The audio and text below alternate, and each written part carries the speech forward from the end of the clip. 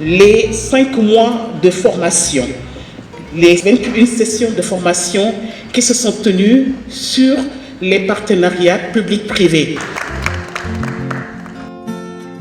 Ils sont près de 200 agents issus de 101 structures de l'administration centrale, des collectivités territoriales, des agences régionales de développement, des sociétés nationales, des agences d'exécution et de programmes impliqués dans des projets qui ont été formés sur les contrats de partenariat public-privé. La cérémonie de clôture de la première session de formation a eu lieu le 7 décembre 2023 à Sorano.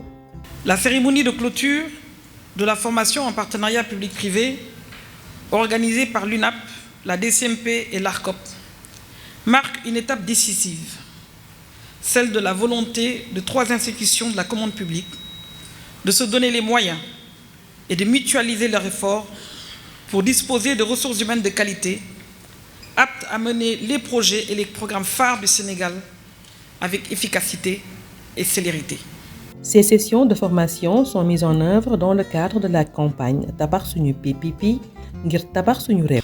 Notre collaboration a permis d'apprécier les besoins de l'État, du secteur privé et de la société civile, de dégager les priorités et de définir le référentiel d'apprentissage et de formation partagée dans le domaine des partenariats publics-privés. Celle-ci est consubstantielle à la Direction centrale des marchés publics et doit sa pertinence et son actualité à la nécessité de doter nos administrations publiques en particulier d'agents de conception ou d'exécution suffisamment outillés pour porter à leur plein accomplissement les projets et programmes sectoriels ou à forte valeur ajoutée pour le développement socio-économique de notre pays. Je voudrais également rappeler que ce programme de formation Tabax Suñu PPP constitue la matérialisation d'une forte demande de renforcement de capacité des acteurs de la commande publique sur les partenariats publics-privés. Si ce programme de formation a pu se réaliser avec succès, c'est grâce à l'effort conjugué des 3 organes intervenant dans le cycle des projets PPP.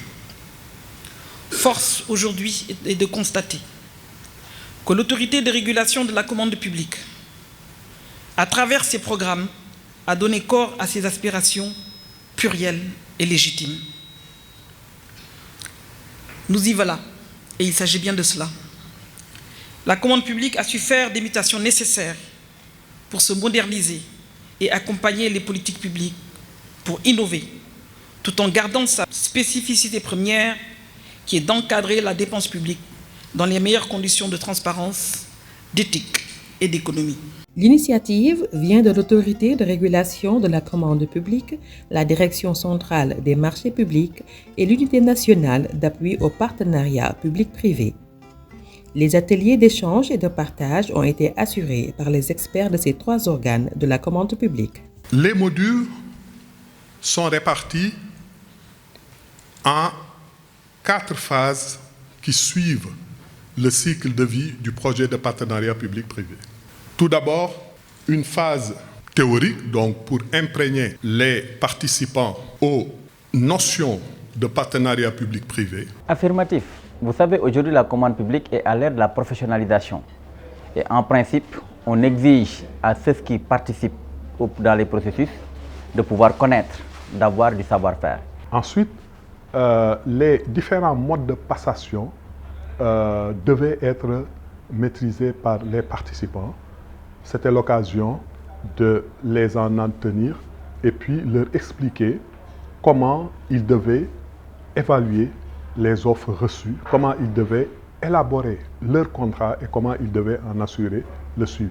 Tout cela devra en principe nous conduire à avoir des projets de PPP réalisés concrètement et qui vont contribuer au développement de notre pays. Cette formation était l'occasion d'outiller les représentants de ces administrations à l'outil partenariat public-privé. C'est la raison pour laquelle, en tant qu'expert chargé de PPP de l'ARCOP, j'en suis vraiment très satisfait.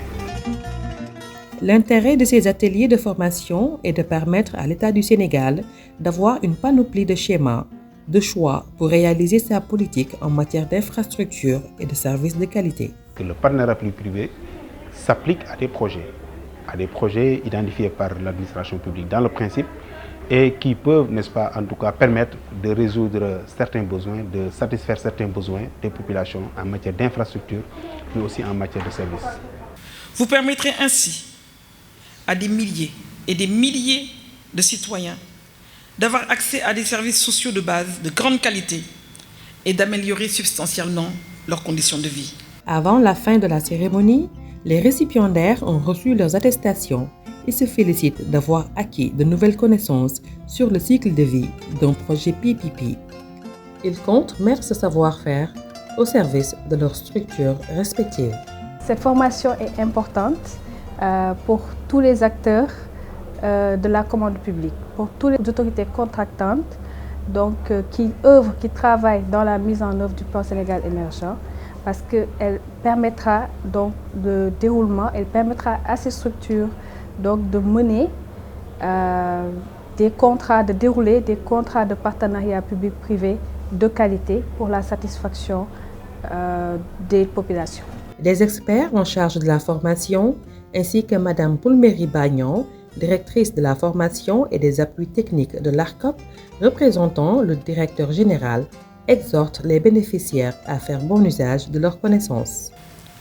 Nous avons bon espoir que l'ensemble des connaissances et savoir-faire acquis durant la formation seront transformés et transposés en milieu professionnel.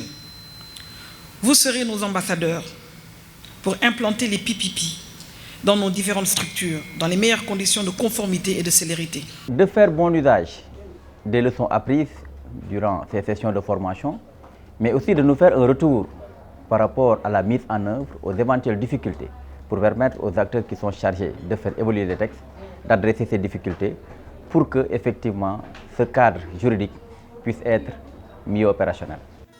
Une deuxième session de formation est prévue pour non seulement consolider les acquis de ces récipiendaires, mais également l'étendre à d'autres acteurs de la commande publique. En plus des attestations, les 12 meilleurs participants ont été primés. Le premier, qui a gagné le prix en or, s'appelle Amadou Djité. Il a reçu une tablette, un portable et un ordinateur. Les 3 autres ont reçu le prix d'argent. En dehors de leurs attestations, ils ont bénéficié d'une tablette et d'un ordinateur. Le personnel d'encadrement, les 3 organes de la commande publique et leurs experts, ainsi que les personnels qui ont participé à la réforme du partenariat public-privé, ont été distingués.